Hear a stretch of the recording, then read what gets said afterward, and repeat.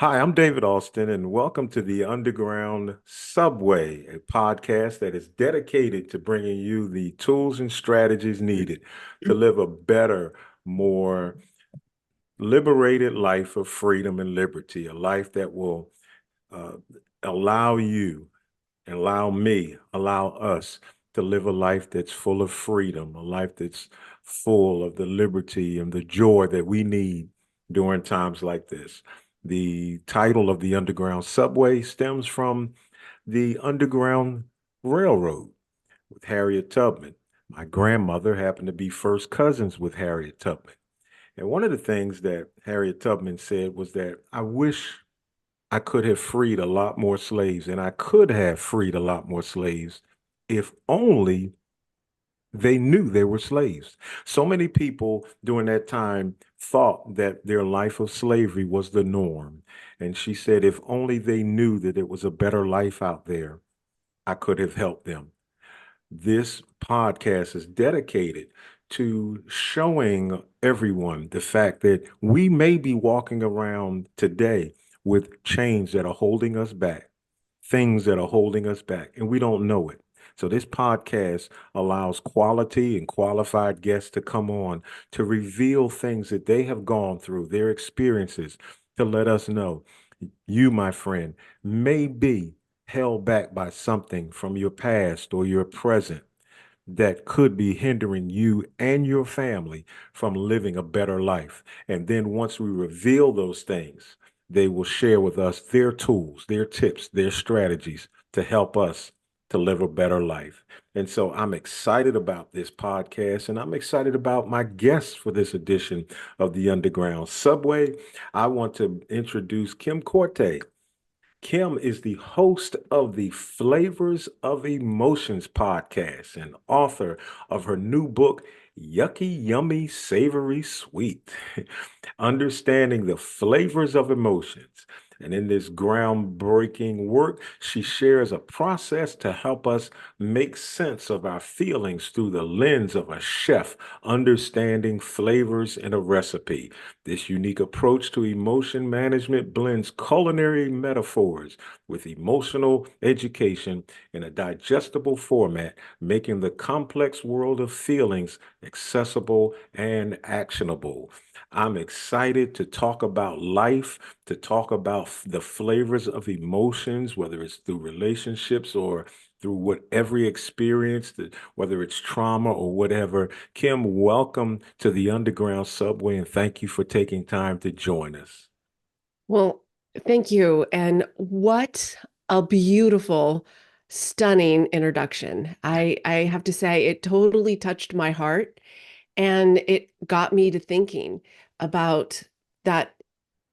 What I'm talking about was what Harriet Tubman was talking about, perception and gaining and getting a different experience so that they could realize their situation wasn't free. I'm sitting here thinking about it still.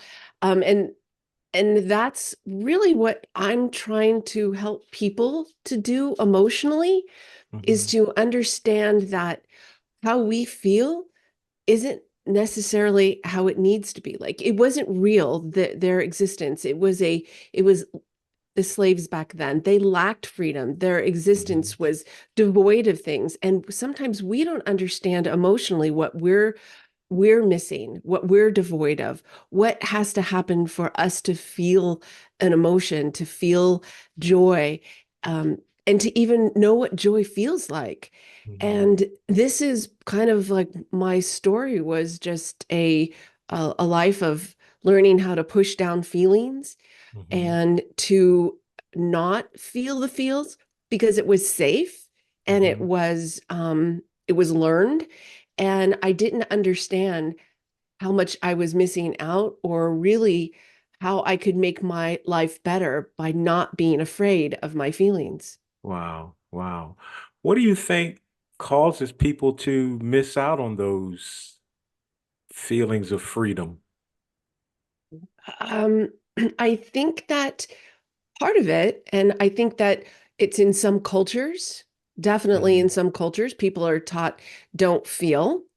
Hmm. Don't don't uh don't cry, don't feel bad, don't, feel this. And so when you start to push down certain feelings, you start to push down a lot of feelings. And then the Hmm. ones that you feel are just the big ones because they've been bubbling up.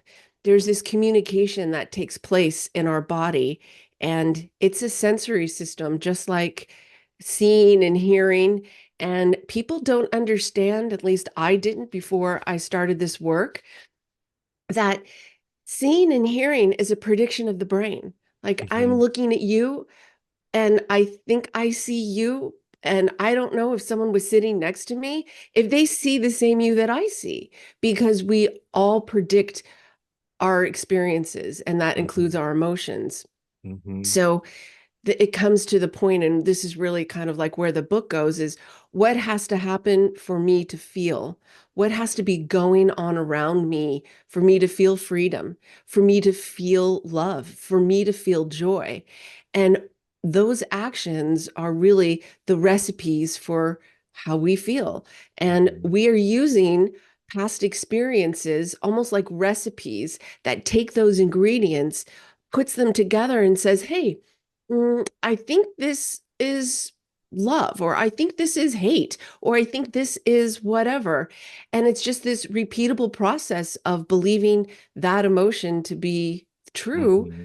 based on our past experience. And so, what I realized is that the more you can connect to those feelings and to your perceptions, the better Hmm. you are able to say, wait, no, not only is that not how I want to feel in these circumstances, but there's, you know, a new emotion I want to feel. Like I don't want to hate this person because they're X. I want to like this person because they're more than X. They've Hmm. got all these other qualities. They've got all this other perceptive inputs that I've pushed down just because I focused on X. Hmm. You said something about you said recipes, and Hmm. in the introduction we talked about culinary and recipes. You bring in different ingredients. Right. If you're going to bake a cake, you're going to have in the flour and the eggs, whatever, sugar. I don't know. I'm used to baking a cake straight out of the box and put the eggs in the oil. But sometimes, so there are things in life you have certain ingredients, whether it's friends, family, work.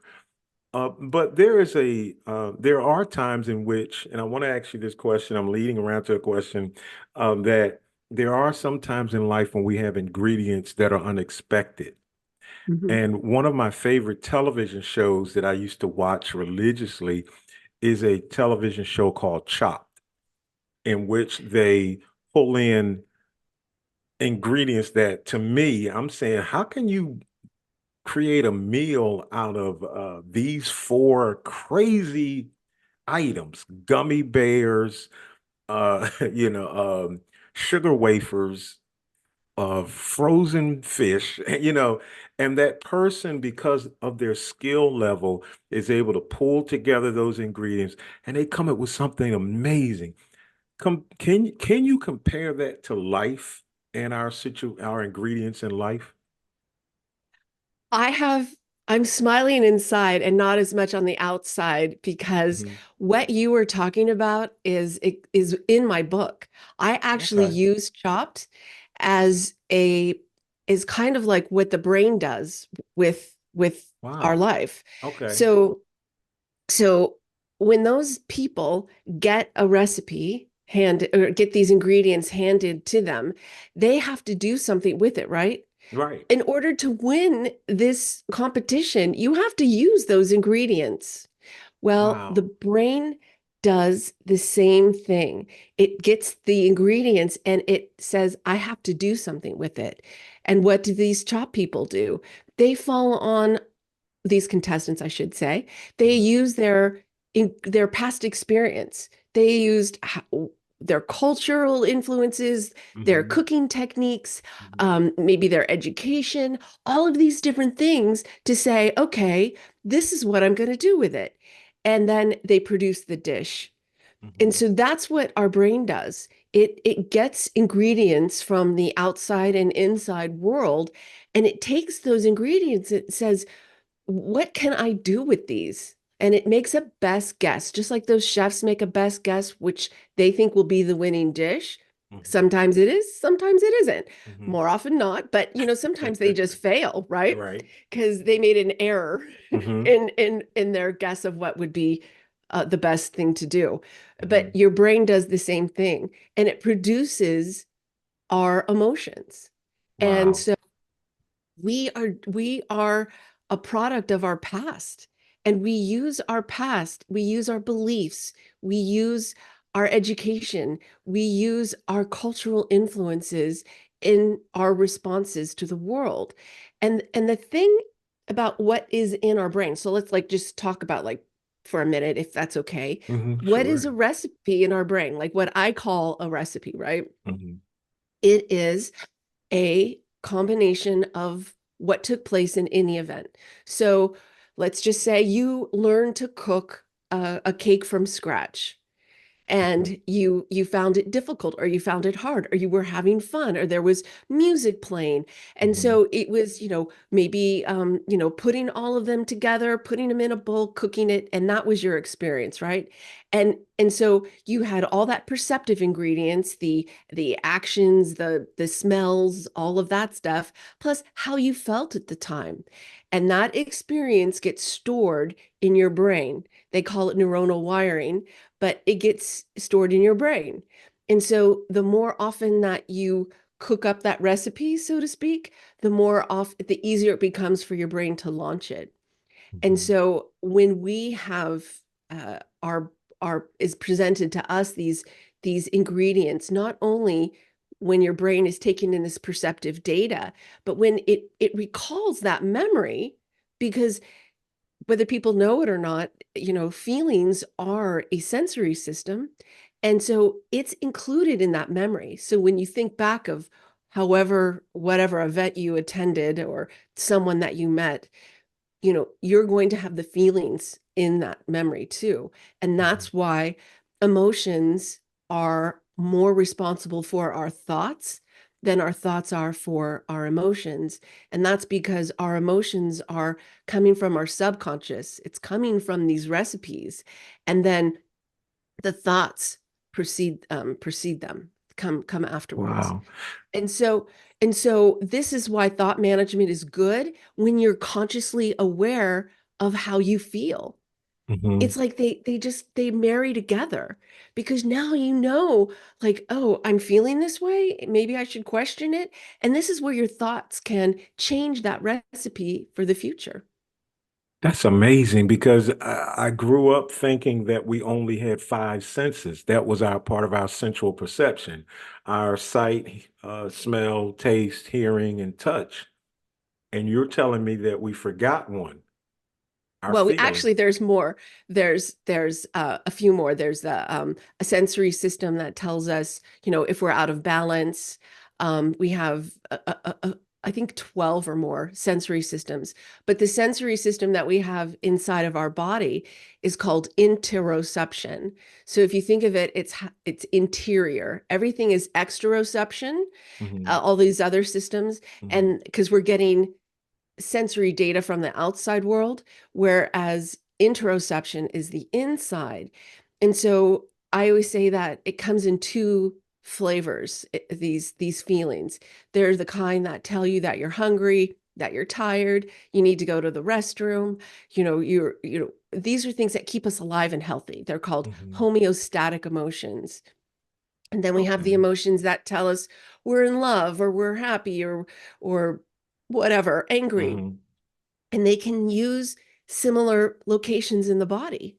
Hmm. So your stomach might have certain feelings, and you may think you're angry when you're really getting the flu or ate something bad. And some of us can't make that distinction because we usually wait till our emotions get really big and we can't keep them down and they come out in big bursts. But when we get better at tasting them, so to speak, when they're more finite, when they're smaller, then we might have a better chance of being a little bit more correct or being able to connect to our emotions better. Does that make sense? It does. And it leads me to a question that I had the experience recently in which I was dealing with someone and during the conversation, because you just mentioned it outburst, I had an outburst at them. And then after the outburst, I had to go back and apologize and say, you know what? I'm sorry. I was just venting. I had all of it was as if I felt like I had everything bottled up. And then in talking to them, I just said, you know, I'm frustrated. I'm tired. And they thought I was just angry with them. And I had to say, no, I really wasn't angry at you. You were just the product of my outburst. Is that sort of what you're? Right. And so maybe if you were able to recognize some of those subtle emotions earlier Right, and right, as they occur and talk to yourself about them or talk to right. someone else about them, then, the big outbursts. I think about it like in the case of Jonathan Majors. Do you remember that actor, Jonathan Majors? Yes, yes. And he said to his girlfriend in a text, because for those who don't know, he got arrested for um, physical abuse against his girlfriend. And here he Mm-hmm, is, this adorable actor. His mm-hmm, career was going well, and this happens. But in his text to her, my heart was breaking because he said, "I don't know how to feel love." mm-hmm, And so when you don't know how to feel and recognize some real core ingredients that you need to go through life, like love is essential. mm-hmm, It can make, your frustrations higher. When you can't connect to how you feel, I mean, frustrations get big like you had. mm-hmm. And so then they all just came out. But if you don't know how to feel, how do you learn? Right, And that's and that's what my book is right. about, is learning how to feel. And that may sound stupid No, it doesn't because because in my instance, it was dealing with a situation, and I actually said to the person, I don't feel appreciated. And when you don't feel appreciated, boom, you explode, and then so how do we, going back to what we said earlier about what Harriet said, so many people didn't know that they were in bondage. How many people don't know, never, in your opinion, don't know what it feels like to be loved? Do you think that's common? I I think so. Before I answer that, I kind of want to go back to something that you said, is that you said you felt, can you just repeat that again? Like Yeah, I that felt that like, you felt like nobody appreciated yeah, you? when you go to work and you work hard, and then when you need assistance, you felt like no one appreciated everything that I did. And then when I needed help, I couldn't get the help. Where's the help that I need? When others needed help, I was there for them. Now it's my turn. I can't get the help. No one appreciated me. So you see, you just kind of talked about your ingredients for appreciation, right? Hmm. And so, I mean, I'm really serious. Right. Like, and there's probably other things that need to happen for you to feel appreciated. And so thinking about that, like I have a whole exercise in my book, is like thinking about that is really critical to helping us understand, like, okay, well, how do we manage that feeling then? Because if we're not getting what, we want, like you don't want to feel unappreciated, right? Right. So then you need to communicate with people. It's like, well, if I'm going to help you, I feel like for me to be, I need to be appreciated for what I give you. And so Right. this gives you the tools for you to say, hey, look, I help you and I feel unappreciated for it. So I need you to help me, or don't come and ask. Hmm. And what that does is that helps you to go, okay, and I'm just doing this very lightly, right? Like there's probably more, and I'd be happy off camera to Uh-huh. do It's this fine. exercise process with you. But I'm just saying this is key to us understanding like what we need to have a feeling, and then communicate it, and then build boundaries around it so that you protect that feeling of Hmm. appreciation if it's important to you. So if somebody doesn't feel love or doesn't know what love is, then I would work to help them go like, well, what would you want love to look like? Hmm. So what would need to happen for you to maybe feel love?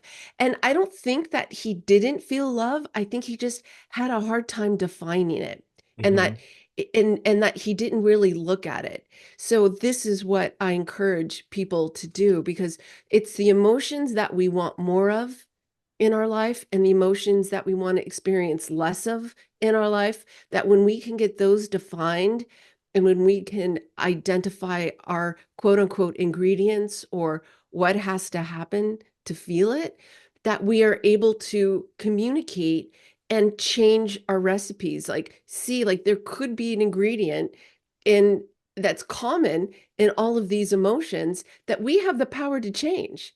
We Hmm. can change it by saying, no, this isn't a real thing. I don't really need this or whatever, whatever that thing is. Or when it comes up, you'll say, hey, wait, no, this is not how I'm cooking this recipe anymore. And I hope that makes sense to you, but Hmm. Yeah. it's about knowing those perceptive ingredients because once you're aware of it, it's kind of like when Teslas came out. My husband and I took a drive in one just because we Hmm. everyone was fussing over it. Uh-huh. I never saw so many Teslas in all my life until after I drove that car. I didn't even know that there were that many around, and yet my brain was focusing on it now. So we're guiding our brain's focus when we understand and can communicate to ourselves and others what we want, what we don't want, and what needs to happen for us to feel those feelings. Hmm.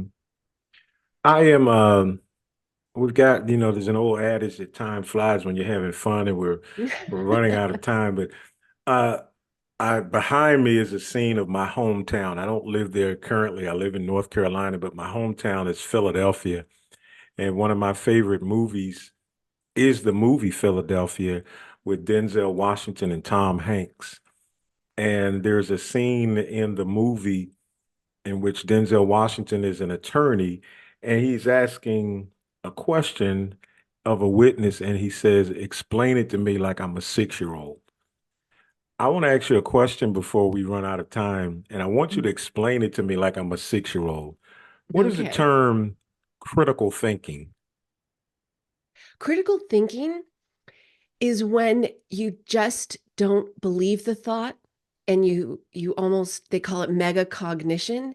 You go beyond that thought and try and take in more information. So let's just say that we're on a playground and let me think of a good example here. I'm trying to think of a 6-year-old, but it's when we see a situation and we think it is what it is, but we Hmm. don't really look beyond to say, is there more to that circumstance? So, for instance, when we are faced with a topic like these political topics. If you can't look at both the good qualities and the bad qualities, then you're not really thinking beyond what you already know. It's thinking Wow. Okay. beyond what you already know. In my mind, Yeah. that's how I see it. Yeah. And that's a whole nother, we need another hour and a half, 2 hours to talk about that because most people, and I often say this, whether it's politically, religiously, we have our thought process and nothing's going to change it. It's just, Right. And you know why we don't want to change it? Guess. is it because the ingredients are there or is it embedded in us or? It's because we're emotionally tied to it. And we've placed a value that we think that if I hear something different, if I know something different, it might change something that I've held fast to emotionally is Mhm. important to me for a very long time. I was, and so Yeah. we our emotions can hinder critical thinking? I,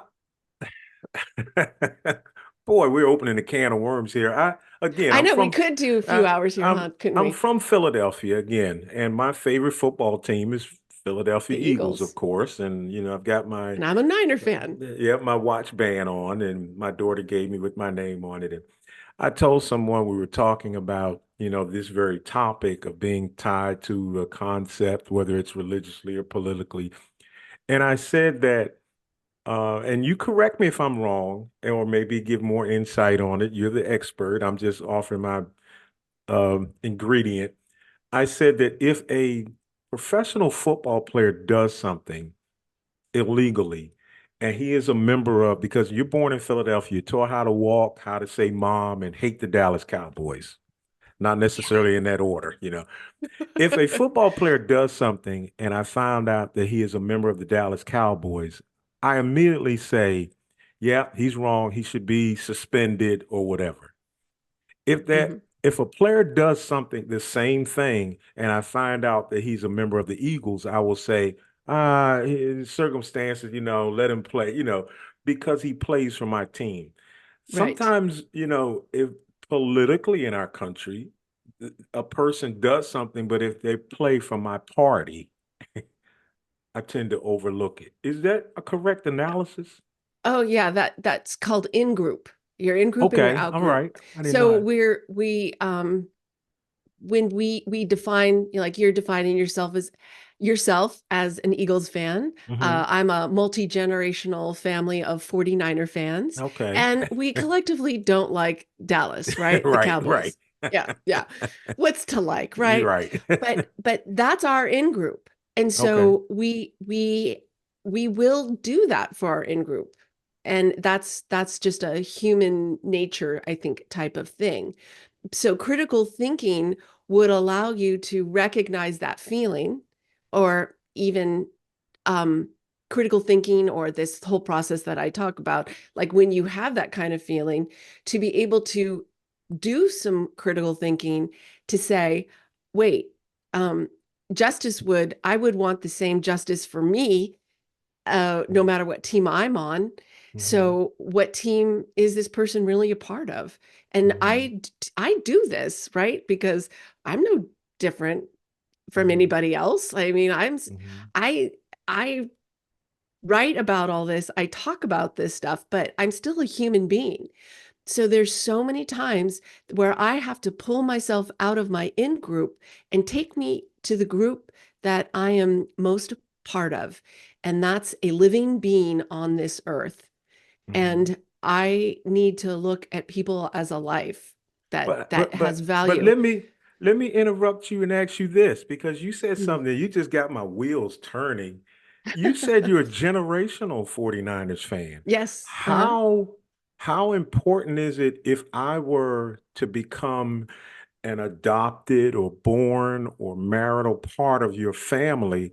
How important is it that I become now a 49er fan or a part of that in group? For me, Well, I uh, mean, for the family, how much does no, no, being a no. part, not just 49er fan, I'm just using Yeah, that as an analogy, but yeah. how important is it to be, if I'm going to become a part of a unit, that um I have to align myself with the values and beliefs of that group. So if you were in my family, no. So it's an emotion. The importance of it is emotionally um, based on the person, right? Or the group. So my first husband was a New York Giants fan. So I would root for his team and he would root for mine. And it wasn't a big deal. But Hmm. let's say my family was like the family in Silver Linings Playbook, which was an Eagles fan family. And it was really important. Like they were like Eagles do or die. So I think it's really based on, individuals, it's groups, Hmm. how they function. And that's what I think is the best thing, is that we all have this this opportunity to change how we feel, to grow how we feel, to challenge how we feel. There's so many things that we can't control in life. And this is one thing we have the most control over because other people don't make us feel a certain way. We do. And I also just Hmm. want to say that I'm an expert in what I know, just like Okay. you're an expert in what you know. And I've made this my passion project because I want people to have what I feel is my emotional freedom. And Hmm. I'm not confined to what was handed to me throughout my years. I can change it. Hmm. And I think that's very important.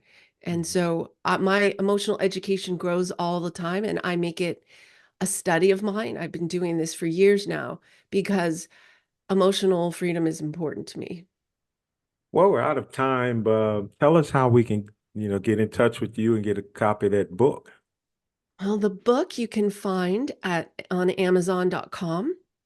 And I am located, you can contact me at kimkorte.com, KIMKORTE, or you can also find me on flavorsofoemotions.com. Okay. Well, Kim, thank you so much for joining us. I really enjoyed this, and I mean, this was very good. I wish we had another couple hours. We could sit here and just get into it. And again, I'll come thank you. back. Okay, I was going to ask you one more question. Would you come back? But I as would. the You are there's too wonderful of a host to well, not come thank back. you. As the late comedian Bernie Mac used to say on his television show, "Y'all heard of America? Y'all heard of He Kim." was awesome. Yes, he Died way was. too young. Well, again, thank you, Kim. To those that are watching, thank you for taking time out of your busy schedule to watch the Underground Subway. I appreciate you so much for taking time. And I'm not going to say I hope, I'm going to say I know you gained something from this conversation. I hear the music playing in the background, which means this train is pulling into the station and it's time for you to hop off of this train. We are pulling into Purpose Avenue and Destiny Boulevard. But trust me, there's another train coming to take us to another place of destiny. We'll talk to you and see you next time here on the Underground Subway. But before you go, I want to challenge you. I want to challenge you that tonight, before you go to bed, I want to challenge you to find a mirror. Look yourself in the face, eyeball to eyeball in that mirror. And I want you to ask yourself a question. I want you to ask yourself this. Today, did I do something to make this world a better place? Or did I just waste another day?